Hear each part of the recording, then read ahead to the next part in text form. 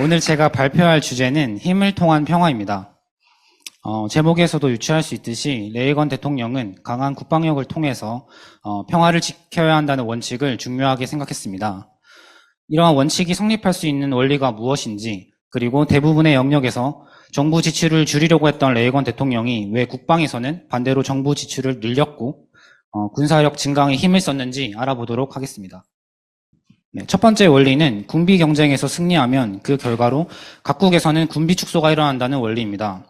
레이건 대통령은 군비 경쟁에서 지속적인 우위를 가지고 있게 되면 소련이나 다른 적대 국가들은 점점 파산 위기나 우위 선점의 한계를 느끼고 합리적인 수준으로 군비를 축소시키게 될 것이라고 예상했습니다. 이는 실제로 효과가 있었고 소련 등 각국이 현실적인 수준의 국방비로 비용을 축소하게 되는 결과를 낳았습니다. 두 번째는 자국의 힘의 유지가 전쟁을 오히려 피하게 할 수 있다는 원리입니다. 군사적으로 열세에 있는 국가가 받게 되는 아픔이 어떤지 우리가 가장 잘 알고 있습니다. 우리는 자국의 역사를 통해서도 여러 번 배워왔는데요. 우리는 나라를 뺏겨도 보았고 같은 민족끼리 전쟁도 했습니다.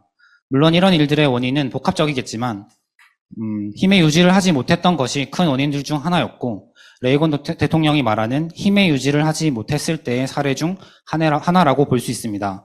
실제로 레이건 대통령의 미국은 강한 힘이 유지되고 있었기 때문에 동시대에 있었던 총 4번의 전쟁을 피하고 참여하지 않을 수 있었습니다.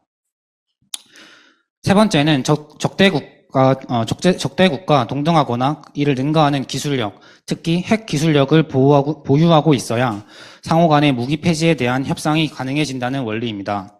상호 간의 핵 공격은 상호 간의 전멸을 의미하기 때문에 핵 무기를 사용하면 안 돼 라는 주장이 가능하려면 그 기술을 당국도 보유하고 있어야 한다는 것입니다.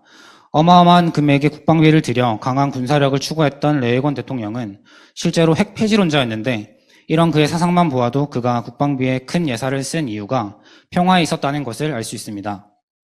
이러한 세 가지 원리들이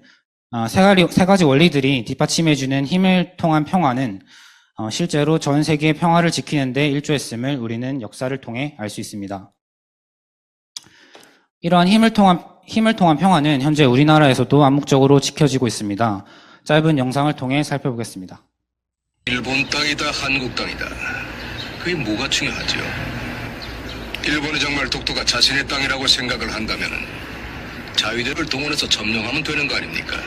100년 전에 일본은 군대를 동원해서 독도보다 수백만 배 더 큰 한반도를 무력으로 점령한 적도 있습니다. 근데 지금은 왜 그 작은 독도를 점령하지 못합니까? 그건 바로 대한민국이 강해졌기 때문입니다. 국제관계의 기본은 힘입니다. 만약에 우리가 약해진다면 아무리 독도가 한국 땅이라고 수만 번을 외쳐도 결국엔 빼앗기게 될 겁니다. 하지만 우리가 지금보다 더 강해지면 한국 땅이다, 일본 땅이다, 그런 논쟁은 없어지겠죠. 지금의 국력으로 또 대한민국이 실질적으로 독도를 지배하고 있으니까요.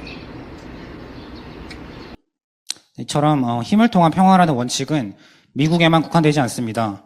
지금 독도가 우리 땅인 이유는 우리나라가 이를 뒷받침할 힘을 가졌기 때문입니다. 이번 챕터를 읽고 저는 우리나라, 우리 국민의 평화를 지키기 위해선 강한 나라가 되어야 한다는 것을 다시 한번 되새기게 되었습니다. 우리 모두가 군인이 되거나 무기개발회사에 취직할 수는 없습니다. 하지만 각자의 위치에서 이 나라를 강하게 만드는 데 보탬이 될 수 있는 방법이 무엇인지 꾸준히 찾아야 할 것입니다. 또한 이 힘을 통한 평화는 비단 나라에만 해당되는 원리는 아니라고 생각합니다. 우리는 약자를 보호하기 위한 강자가 되어야 합니다. 계속해서 배우고 계속해서 성장해서 힘으로 지배하려는 사람들과 경쟁하고 그들 사이에서 우위를 선점하고 경쟁력을 갖추어서 약자를 보호할 수 있는 강자가 될 수 있도록 힘써야겠습니다. 이상 발표를 맡은 이지은 다혜씨였습니다. 감사합니다.